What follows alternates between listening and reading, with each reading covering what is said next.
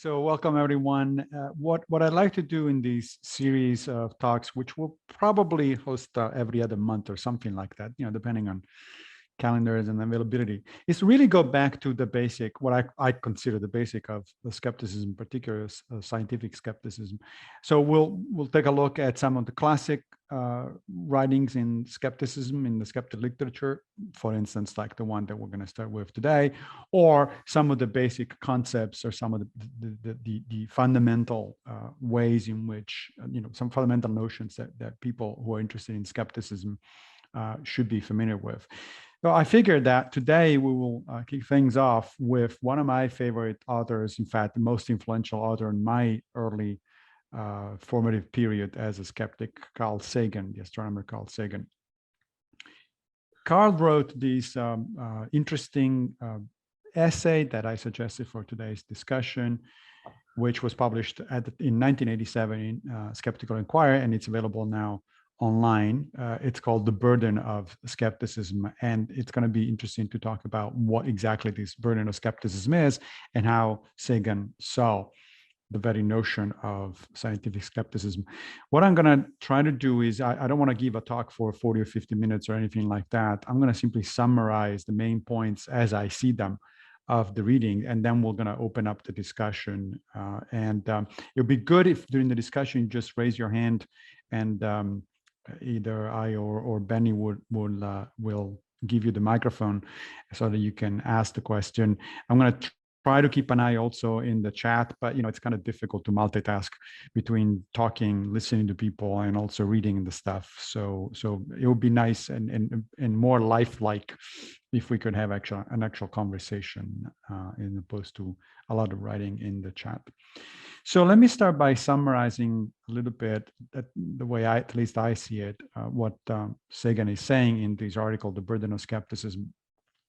He starts out by reminding us that skepticism is pretty much common sense. I know that common sense is itself not very common, especially these days, but nevertheless, he says, look, we all have a sort of a natural instinct toward a skeptical attitude, at least in certain domains. And he uses the example of, if you're buying a car from a used, cars dealer, then you ask certain questions, and you go around, checking under the hood or the tires and stuff like that, or at least you pretend to check them because you want to give the impression that you know what you're talking about, and that people are not going to pull a fast one over you, right?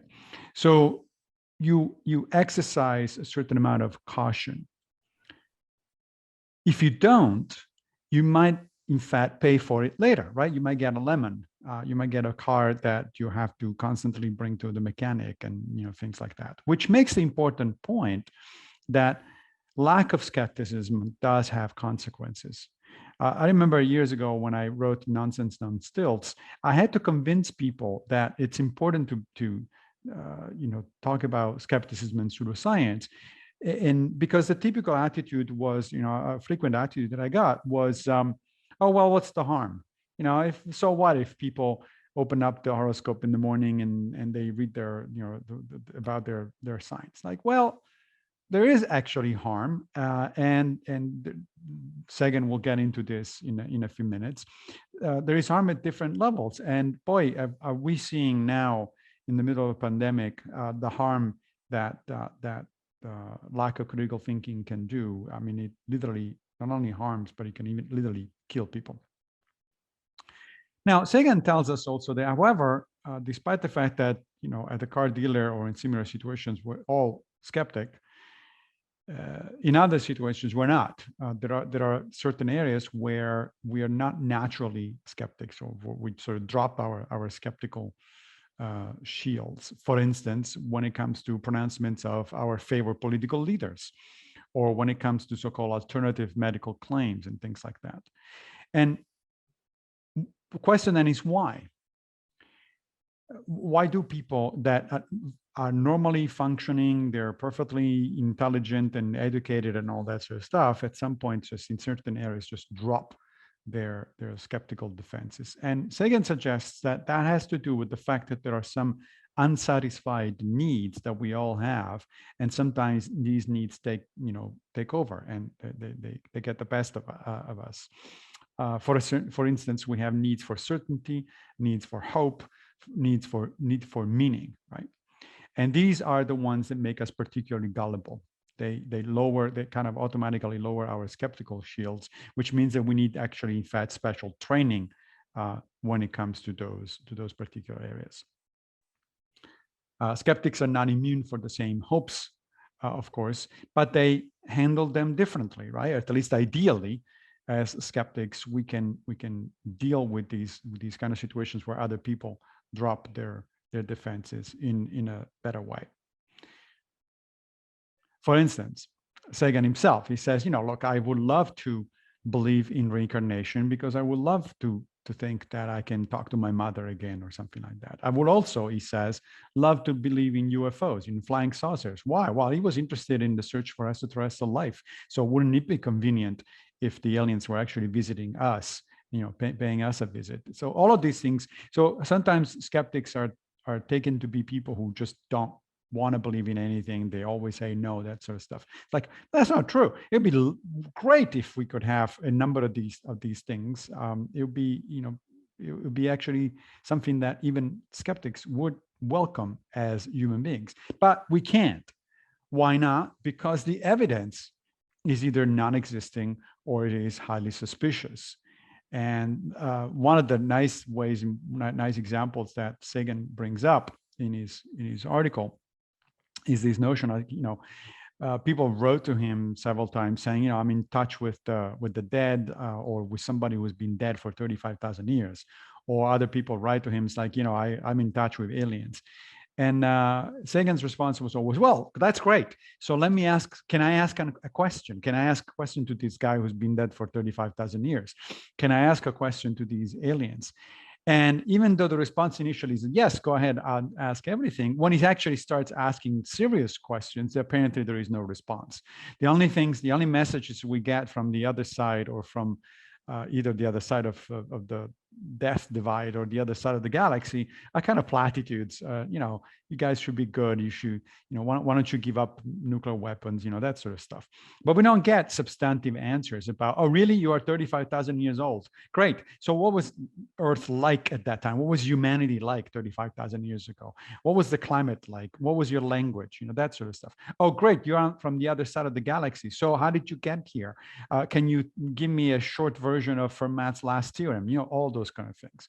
So when you start asking questions as a skeptics, the thing is, you don't get a lot of good responses, the kind of responses you would expect if these things or phenomena, these claims were actually real.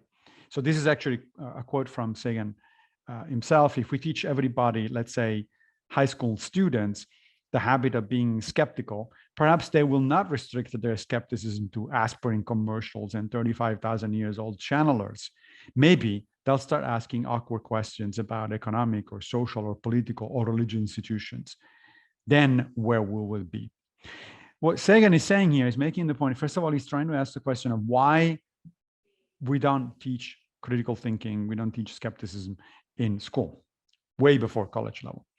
You think about it, it's a little weird. Why don't we do that sort of stuff? It seemed like a no-brainer.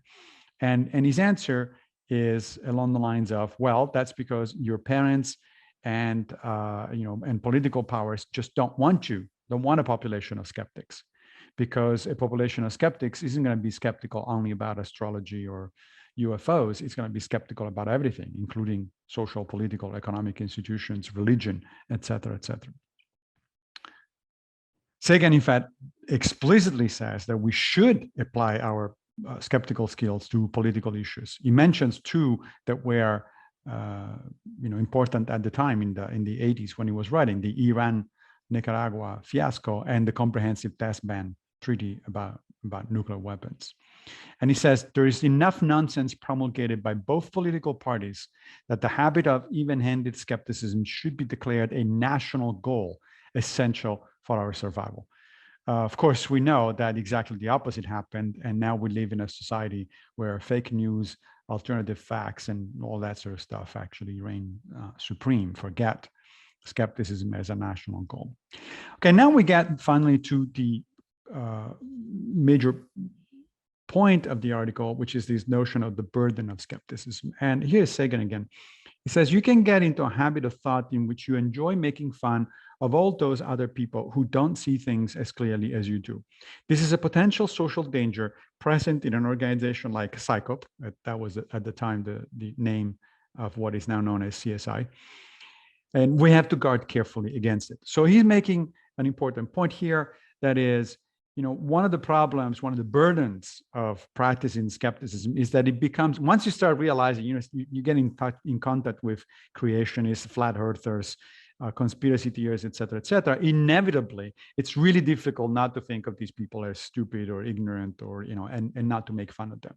But in fact, Sagan says we should resist that temptation because it is counterproductive. You're never going to convince somebody of anything if you start out by saying, hey, you're an idiot, or hey, that's a really stupid thing to say.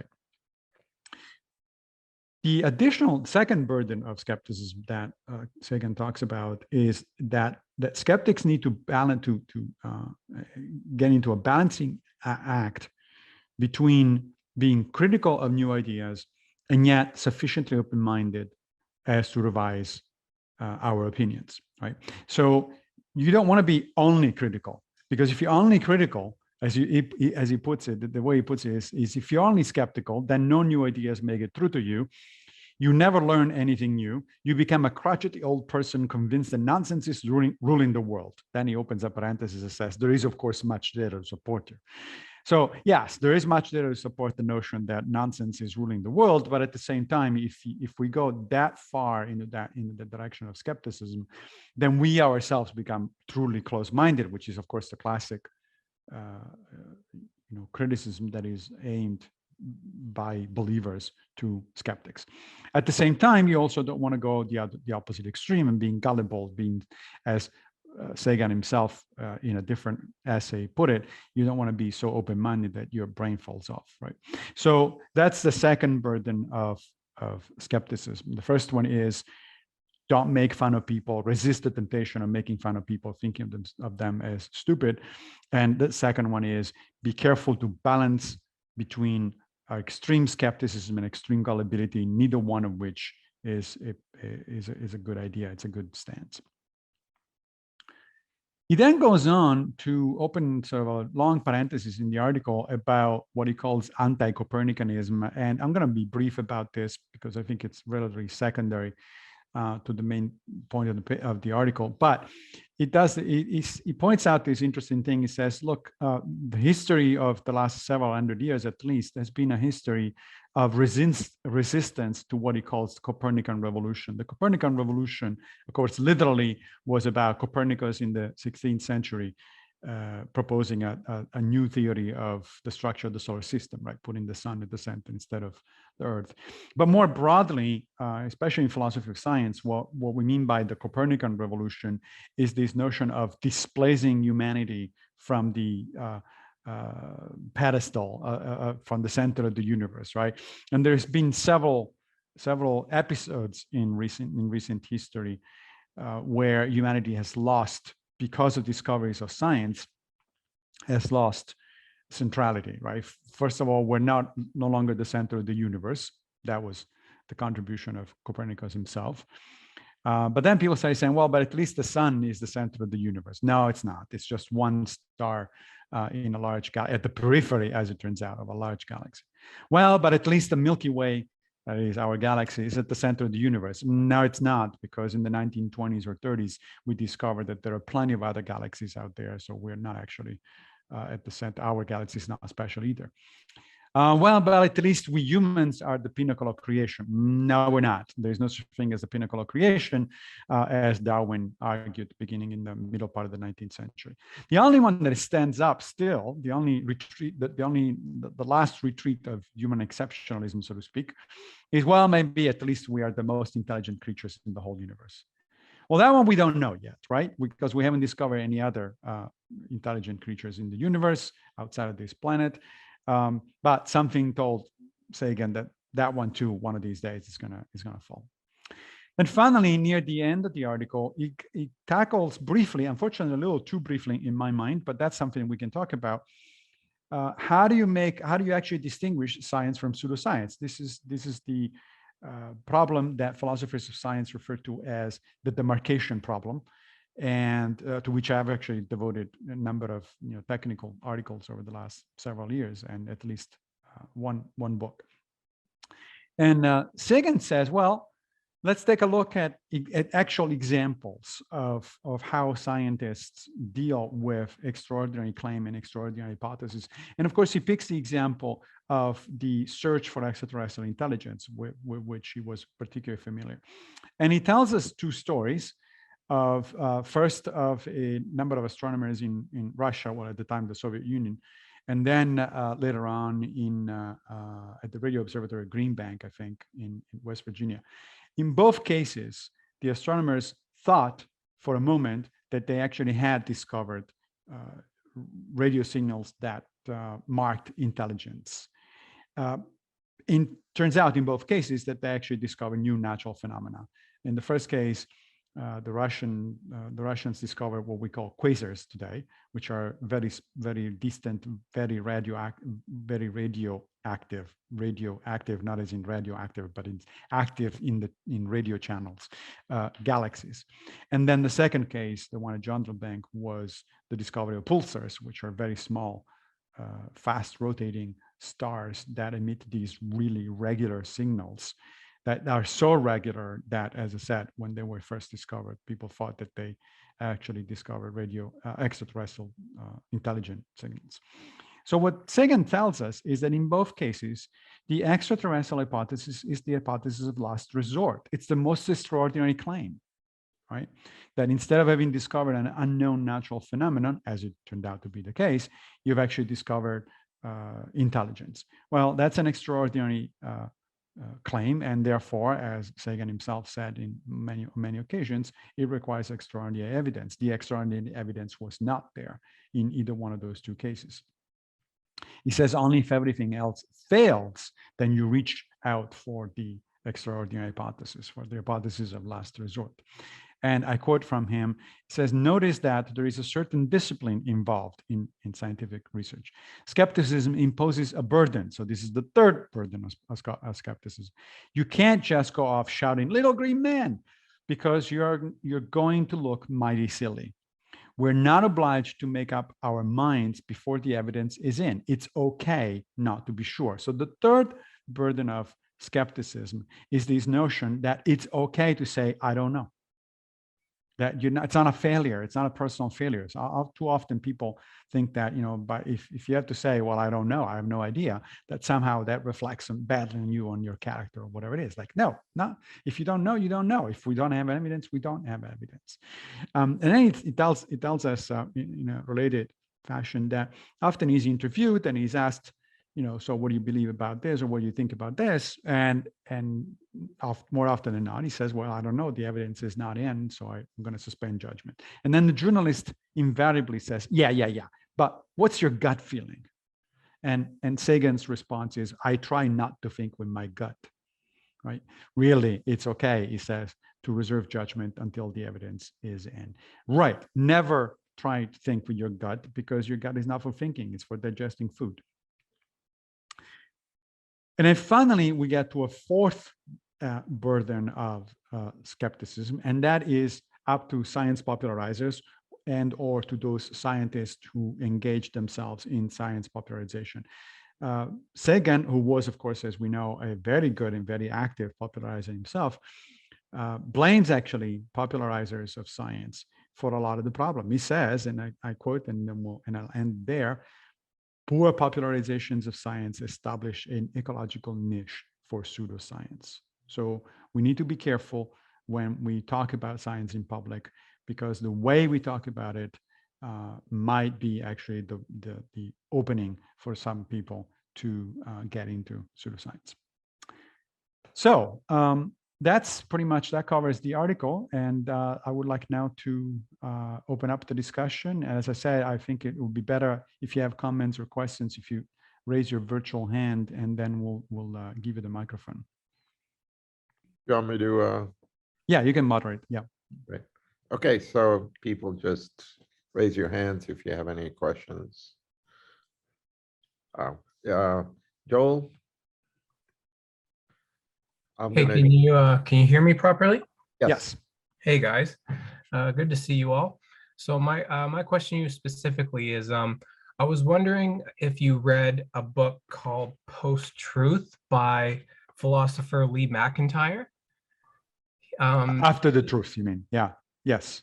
Yeah, it was absolutely wonderful. It was a short read and just really expanded my perspective on, where all of this misinformation, disinformation is coming from. And I wanted to know, he gave so many examples of how the idea of postmodernism is infecting perspectives on scientific consensus, whether it was through tobacco in the past or climate change or intelligent design. And now even with, COVID and vaccines, I was wondering, did you have any 2 cents on how postmodernism essentially would have a large role to play with all of this, what's going on?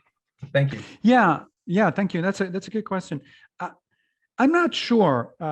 So here's I'm trying to practice Sagan's advice and say, I'm not so sure. So I hear a lot about these blaming about postmodernism for all the current nonsense and post facts and new alternative facts and all that sort of stuff.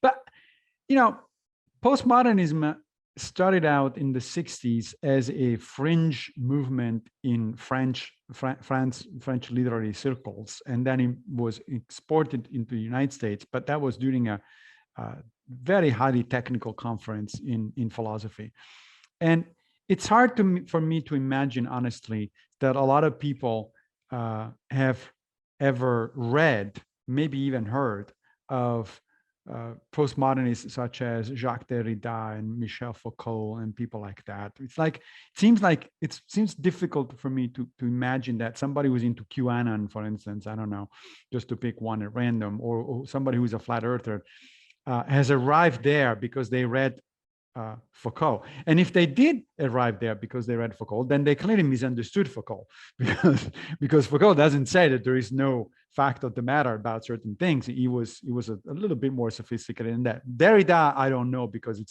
it's hard for me to tell actually what Derrida is saying. He's so obscure and he's so difficult to read. But then again, that also kind of makes me wonder whether actually a lot of these people who go and talk about all sorts of nonsense today have actually been influenced by somebody like Derrida.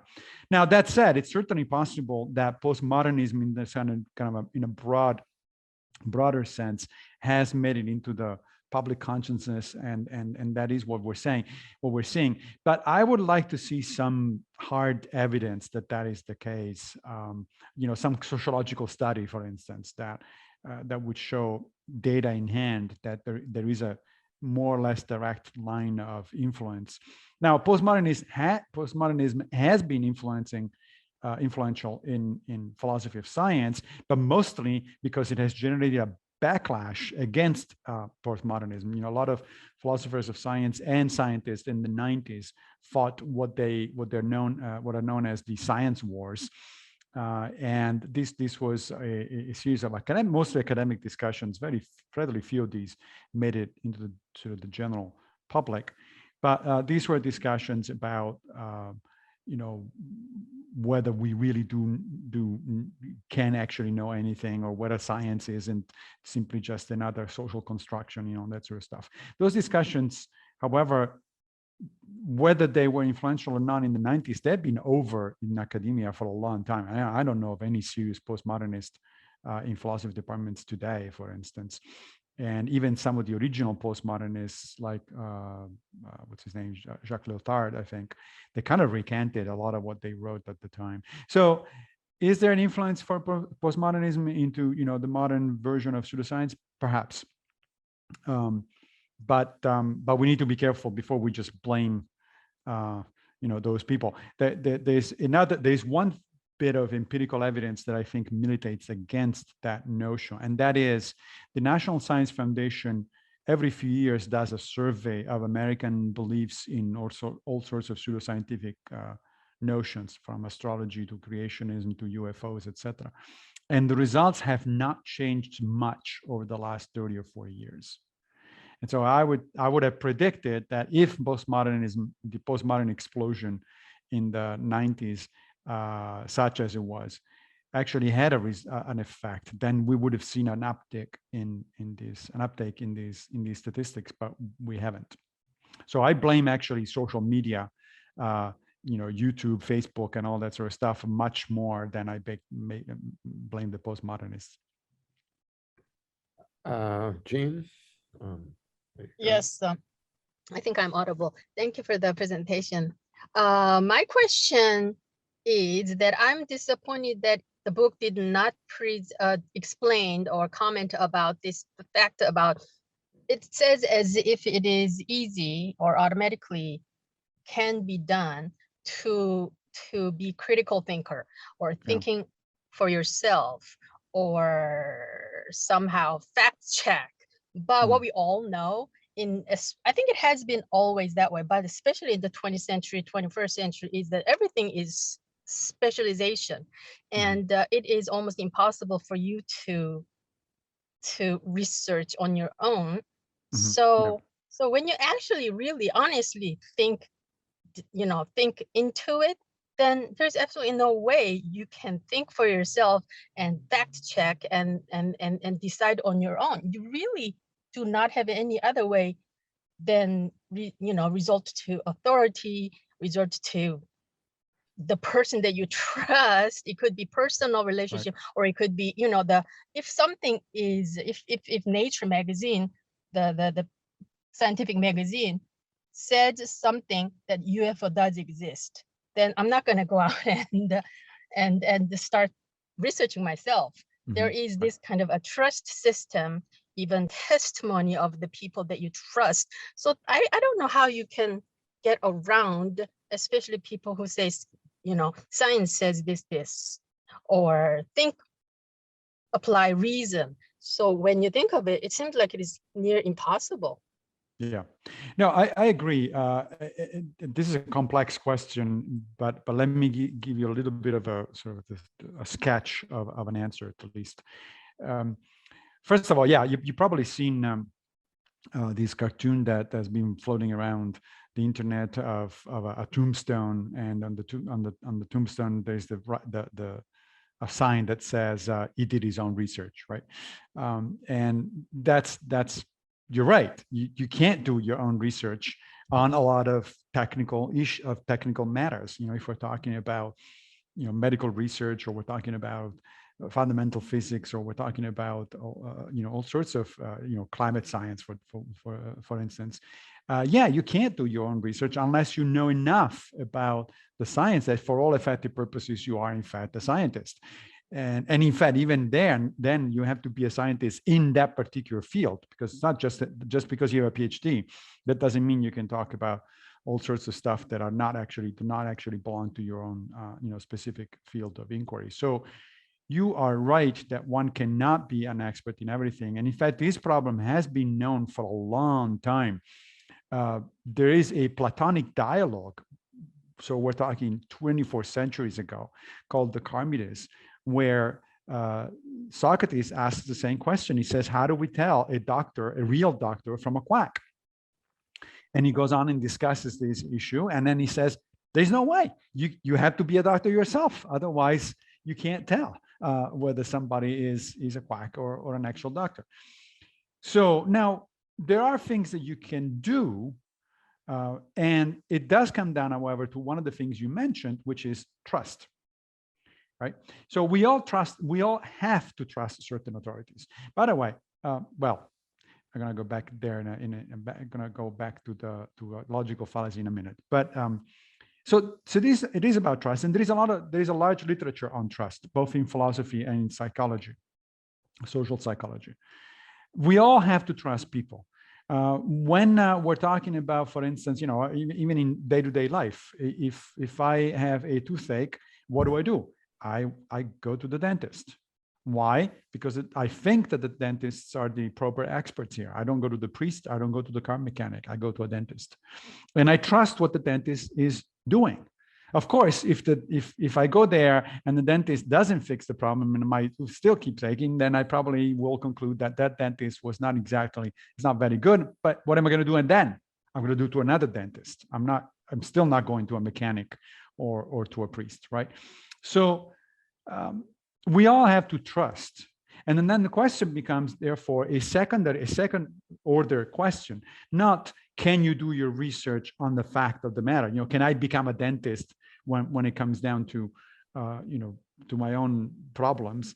No, I can't. But what I can do is I can do some research to see whether, a particular person, a particular expert is in fact an expert, is reliable, et cetera, et cetera.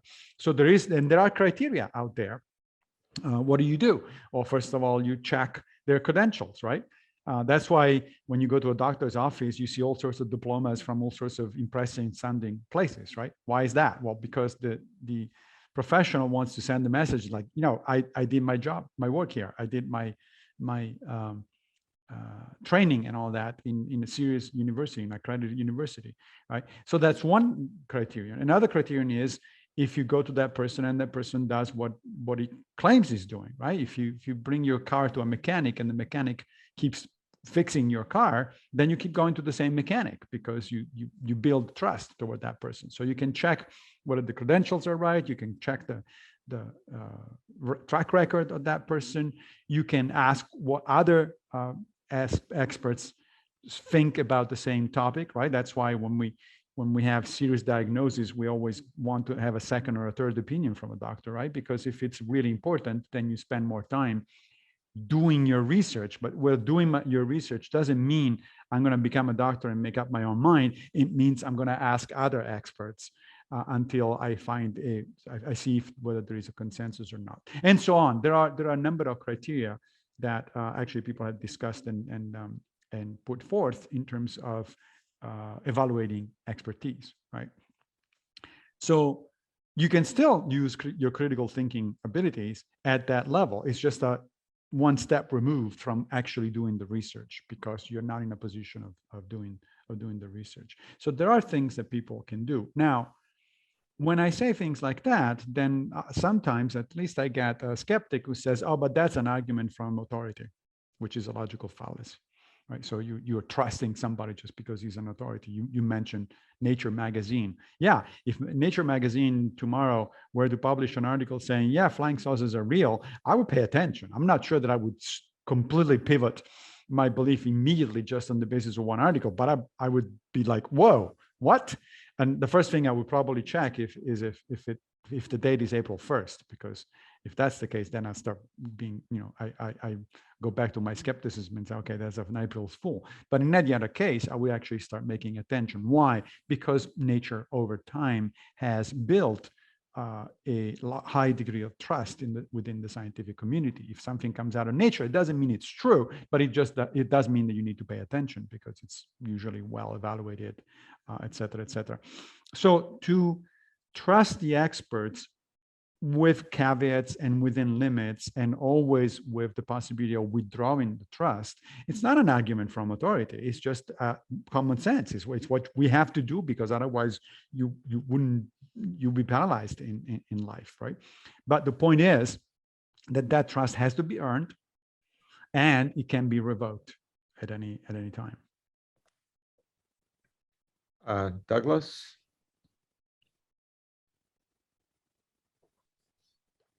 You got it? Oh, There you go. No, you're muted, Douglas. I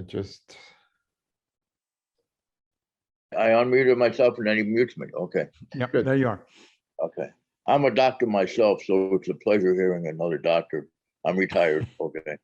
So I'm enjoying the good life, type of thing. But Good. I've read a few books out as a philosopher. But I'm looking at conspiracy theory right now with the COVID going on. Very interesting how many conspiracy theories there are. And we let people get away with it, okay? And we don't really try them, It's a big question right now in my mind, okay? how come we are letting people use all these conspiracy theories, and we're not doing anything as, people that know, we know better. Okay. And I'll ask you that same question.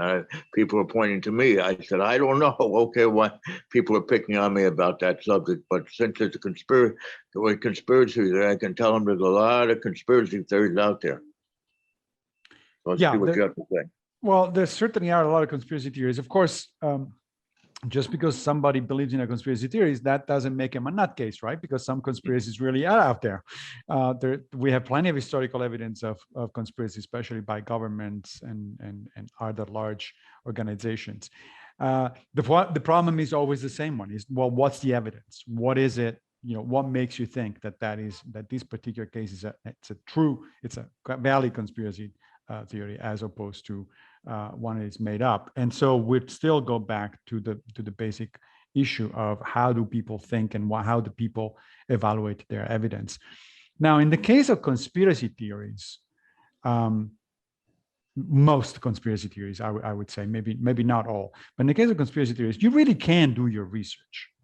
For instance, I have a close relative who believes in chemtrails.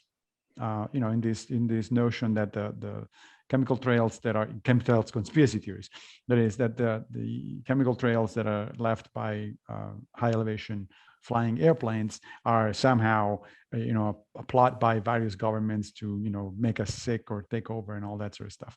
Well, I mean, I've looked into it. You don't need to be an expert to reject that theory, right? You need to know very basic things about which you can look up on Wikipedia about airplanes and think for yourself and say, wait a minute, what kind of evidence do these people put forth that this is the case? So one of the interesting things about conspiracy theories is that they deal with a kind of pseudoscience that it's actually not that difficult to debunk.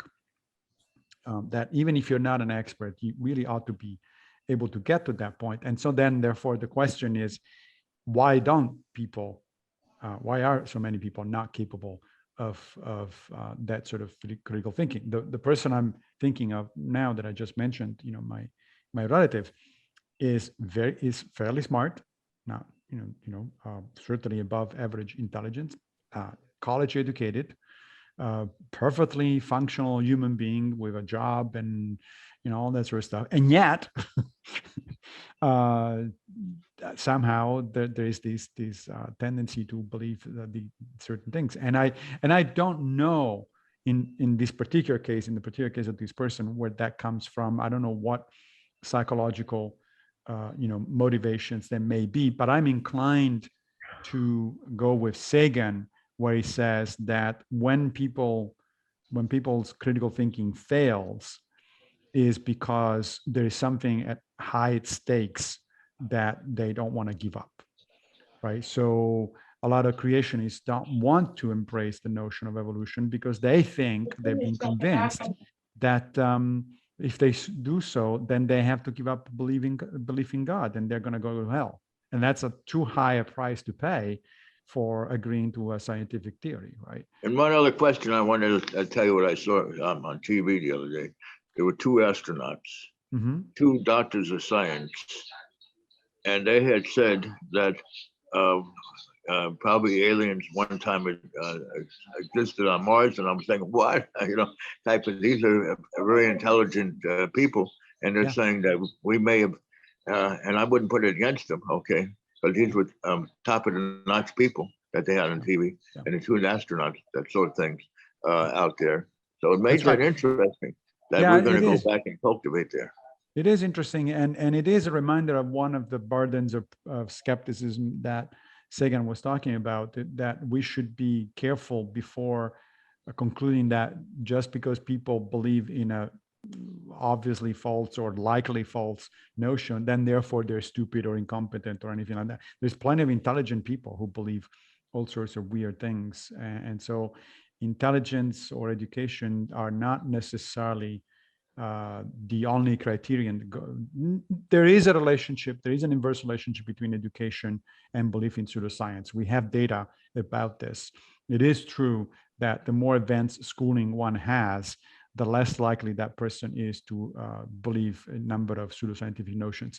But that's only one of many components that go into many factors that go into believing in pseudoscience. So, Well, so thank we you should very never- much, Yep. by the way. You're welcome. Ayala? Penny, who's next? Ayala? Yeah, thank you, Massimo. This has something to do, I think you touched on it previously in a previous answer, but how do we get over the emotional resistance to evidence, especially evidence that implying some loss or change, such as the climate crisis, giving up, we know that we will have to give up some familiarity with customs, with lifestyle, with fossil fuel, plastic, excess consumerism, and this is implying a loss, but there is also seems to be an emotional barrier to change a belief once it is acquired, even when it's not personal. And some psychologists have had experiments about that and found that 2/3 of the people did not want to change a belief about some neutral information, even when they were faced with evidence that was incompatible. Yeah. Yeah, well, you're hitting on the really big difficult issue. So now that we know, let me step back for a second. Early on in the skeptic movement, in the history of the skeptic movement, I'm talking about the 60s and 70s when psychop was actually established. If you read what people were writing back then, what Paul Kurtz and Skeptical Inquirer were writing back then, it sounded like the problem, they thought that the problem was one of ignorance. That is, just people don't know. And so if the problem is ignorance, then the solution is rather easy. You just explain it to people, right? Problem is, it doesn't work that way. You can explain all you want, but you run into a number of issues. On the one hand, you do run into issues of education. Some people just don't, are not receptive to certain scientific notions. But more importantly, we discovered later with research in psychology, social psychology, in the 90s and early 2000s, that actually belief has a lot more to do with emotional responses and with values and all that sort of stuff than with facts, evidence, or reasoning, right? Now, that doesn't mean that you should not, but that we as skeptics should not be paying attention to the facts and the evidence. Of course we should, right? At the very minimum, we need to get our facts and evidence and reasoning correct. But it is naive to think that just because you got the right facts and the right reasoning, then you're going to convince people. I remember in the 90s when I was doing debates against creationists, some of my science colleagues approached the whole idea of a debate in a very naive manner, as it turns out, because they thought, hey, this guy that I'm going against, the creationist is a schmuck. He doesn't know anything. He's an ignorant. I am a biologist or physicist or whatever, so I know my stuff. All I need to do is to go there and explain it. And boy, they discovered that was not that simple the hard way, because again, you do want your facts straight and your arguments straight, but that's just not enough, because people tend to stick with certain beliefs a lot of the times because of emotional reasons. And by the way, when I say people, I don't mean just them. This is us as well, right? I mean, we're human beings as well. It's not like skeptics somehow are excused or somehow immune from these kind of problem. What skeptics ideally at least have as an advantage is that they are cognizant of these issues, right? So we know that there is an emotional component in our own beliefs. We know that there is that there are cognitive biases, et cetera, et cetera. And by the way, I've heard sometimes skeptics say that, oh, it doesn't matter if you know that there's a cognitive bias, you're going to, incur in it anyway. Like, for instance, the confirmation bias. That's actually not true. Research in psychology shows that if you're aware of cognitive biases and you remind yourself that a particular cognitive bias might apply to you in a particular situation, you actually will be more careful.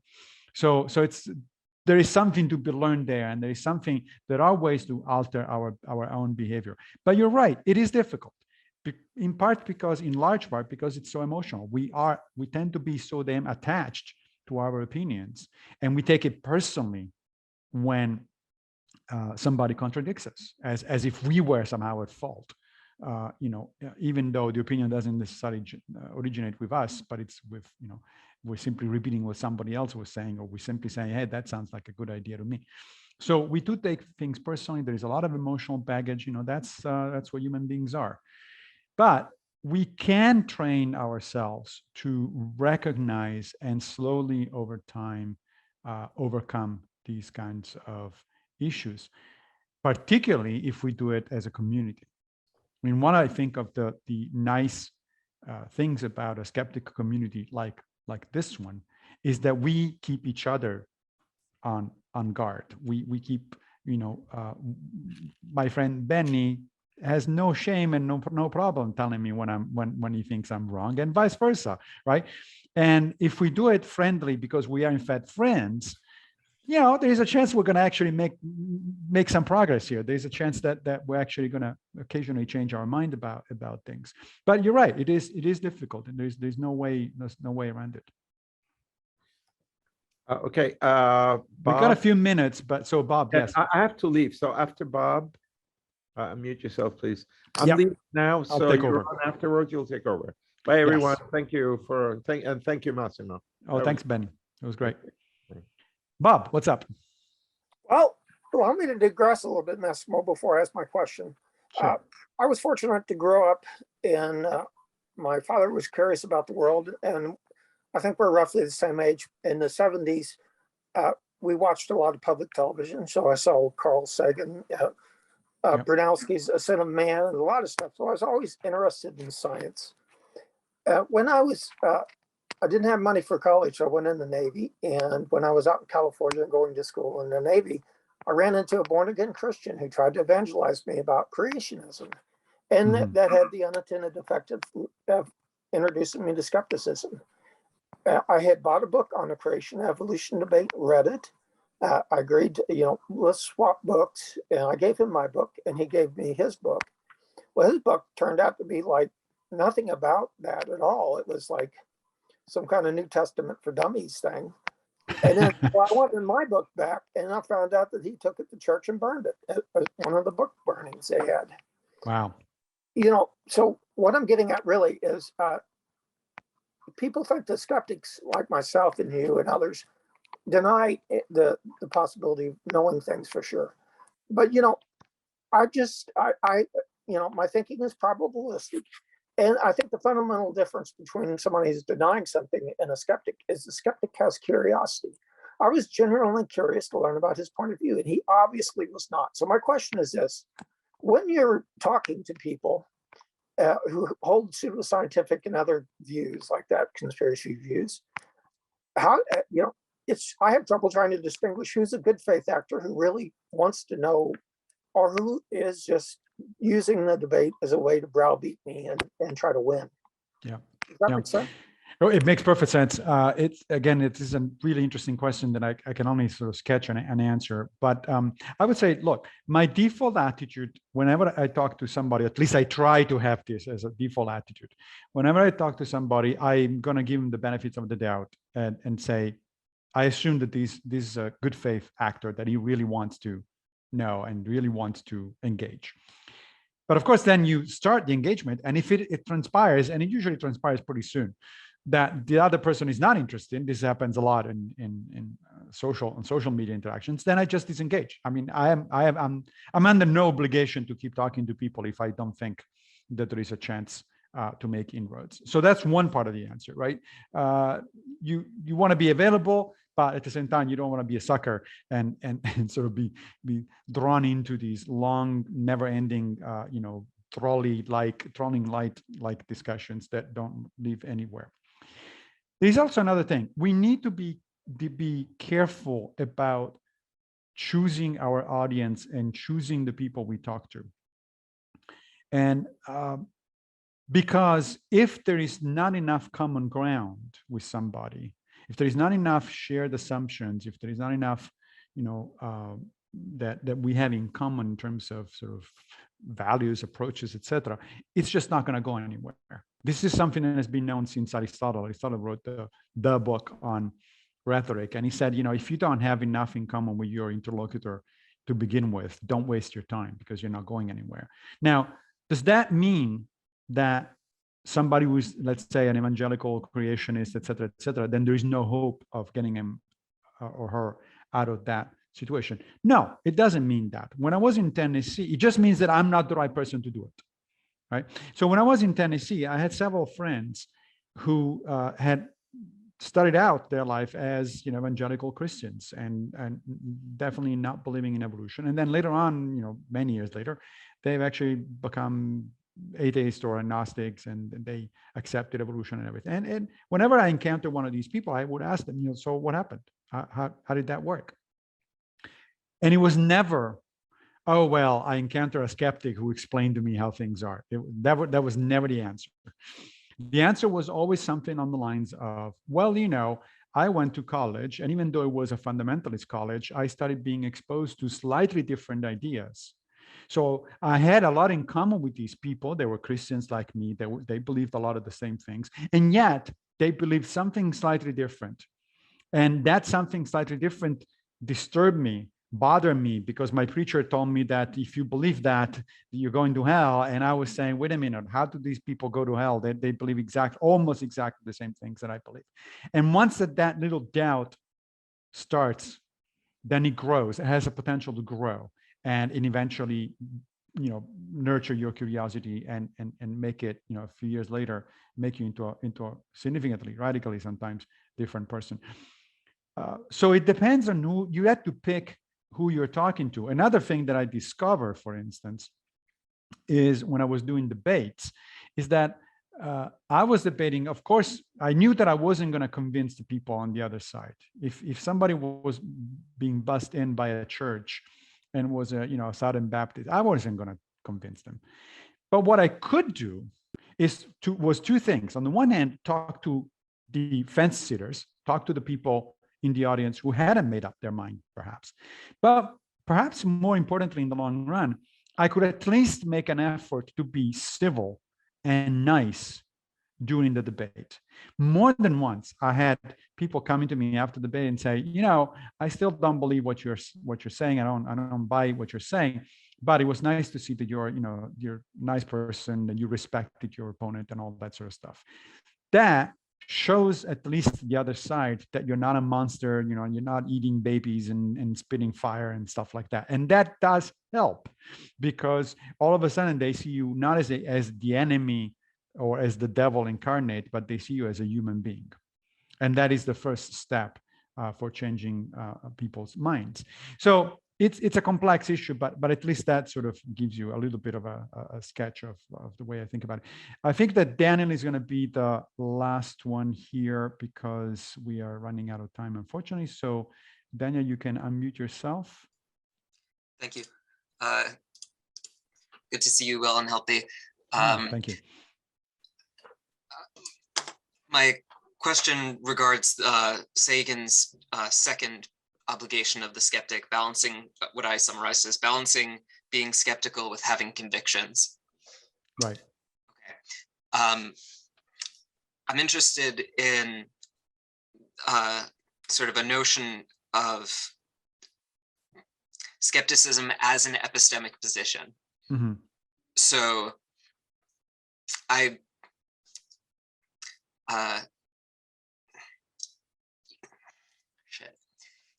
to me, sorry, I can't see. Figuring out how to. My question is more of a comment. Yeah, go ahead. Okay. I'll comment on your comment. Thanks. No worries. Okay. If skepticism isn't holding a position towards a tap away, a point of contention or an assertion. Right. If it's supposed to be somehow not that, sorry, it just doesn't sound. It doesn't sound like a zero to me. Like it doesn't need to be for or against, but it doesn't seem to me like you'd need a basis for taking a skeptical stance on a thing. Well, yeah, that's right. Now, and I think I'm getting ahead, that from. Sorry, I think I'm getting that from certain pragmatists and legal philosophers who. Right. I know that that's where this entered my frame of reference is. If skepticism is to be a kind of default baseline, let's call it social conviction or something, attribute, virtue, that is actually a kind of proposition to be asserting. Yeah, right. So yeah, I think I see the problem. The way I see it, and again, this actually that question, that comment you just made will probably require a whole hour of discussion to completely unpack. But in a few minutes, let me try to give again the sort of just a sketch of the way I think about it. So I think of skepticism as a attitude, and specifically, as you were saying, an epistemic attitude, right? So, and that attitude consists in the notion that, look, human knowledge is fallible. Because we get the two sources of human knowledge are reason and evidence, our senses, and both reason and human senses are fallible. Therefore, it follows that our knowledge is fallible. That doesn't mean I don't necessarily know X, Z, or Y. It just means that I can't be absolutely sure that X, Z, or Y are in fact true, because it might not be. And so a skeptic attitude to me simply means that you are, look at the root of the word. The word skeptic comes from the Greek skepsis, which means inquiry, right? So that's the whole idea, that you keep inquiring into things. You never settle on a complete belief or complete disbelief. You always say, look, as far as this particular thing is concerned, it sounds to me like the preponderance of evidence right now is such that this is what I believe, right? So for instance, let's say I looked into the literature on telekinesis, for instance, just in parapsychology, right? And it seems to me that even though people have done experiments for literally decades, even controlled experiments, even legitimate scientists, psychologists at laboratories such as the Pear Lab at Duke University, right? Well, I looked into that and I said, okay, despite all of this, it seems to me right now that the preponderance of evidence is against the notion of telekinesis. So provisionally, I don't believe in telekinesis. However, I make a point of reminding myself, like, okay, but that, as much as you might feel strongly about this right now, the evidence might change. It is conceivable that better experiments would actually overturn. It's unlikely at the moment, but it is conceivable that experiments will overturn, in which case the skeptical thing to do is to say, oh, okay, then I'm now provisionally accepting the notion of telekinesis. So you're right that skepticism is not about holding to certain positions. You're not a skeptic because you don't believe in UFOs. You are a skeptic because you have a epistemic attitude that leads you in that particular case at this particular moment to say, I don't think there's such a thing as UFOs. But you also, that very same attitude also says, yes, but if the flying saucer should land tomorrow on the lawn of the White House, I would immediately change my mind and say, oops, I was wrong, right? So that, I think, is what is interesting about skepticism to me is that it is an epistemic attitude, and it is established on the notion that there really is not much reason for a human being to be completely, fully confident of their beliefs, especially about complex issues, empirically complex issues, for the simple reason that we are fallible. So in a sense, skepticism is not only an attitude of inquiry, but it's a attitude of humility, right? Of epistemic humility. And which is interesting because skeptics often are accused of being arrogant and close-minded and all that sort of stuff. And maybe some of us are, including myself, some of the time. But ideally, the attitude of a skeptic is actually one of humility, is one that says, hey, I don't know crap. What I'm doing is I'm trying to navigate the world in the best way possible. And right now, it seems to me that this is the best way possible, but I might change my mind. Does that make sense? Yeah. A quick follow-up, and then we need to wrap it up. Quick follow-up. The answer, we won't have time for it, but I want to push on this. Sure. If skepticism is an attitude, and skepticism, modern skepticism that we're discussing, is part of a long history of skepticism. It is. So I've got 1 and 2. 3, the worlds or the ideas that we're now discussing have increased in complexity over that span of centuries. Mm-hmm. Is that attitude structurally different? Like, yeah, you see what I'm saying? I'm saying like I think it's more sophisticated. I don't know. I'm not sure that it is structurally different, but it is more sophisticated. For instance, let me give you one example, and then we'll definitely need to wrap it up. So my favorite ancient skeptic is Cicero, as it turns out. Right. So Cicero was an academic skeptic. He actually invented the word probability. Right. He used it. The word in Latin is probabilis, which is used to translate the Greek pitanon, which means persuasive. Right. So something you accept a notion because it's persuasive, because you're convinced that it might be true. And now, Cicero, however, didn't talk about probability in the way we talk about probability today. He wasn't talking about normal distributions. He wasn't talking about, he did not have any of the sophisticated tools that we have today. He certainly wasn't talking about probability as frequency of events versus probability as an estimate of the strength of belief, as in Bayes' theorem. None of that.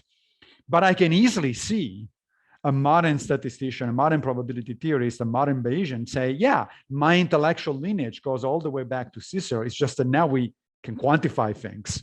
It's just that now we can actually put some meat on the basic ideas that were outlined by the ancient skeptics. So I think the basic attitude is the same, but structurally speaking, it's much more than skepticism, is much more sophisticated than, of course, was available 2,000 years ago. All right, people, this was a lot of fun. Thank you for coming. We're a little bit beyond time. We'll do it again probably in a couple of months, and we will announce the topic and the suggested reading and all that sort of stuff. So if you're interested, just follow New York City Skeptics on Meetup, and we'll see you there. Stay safe.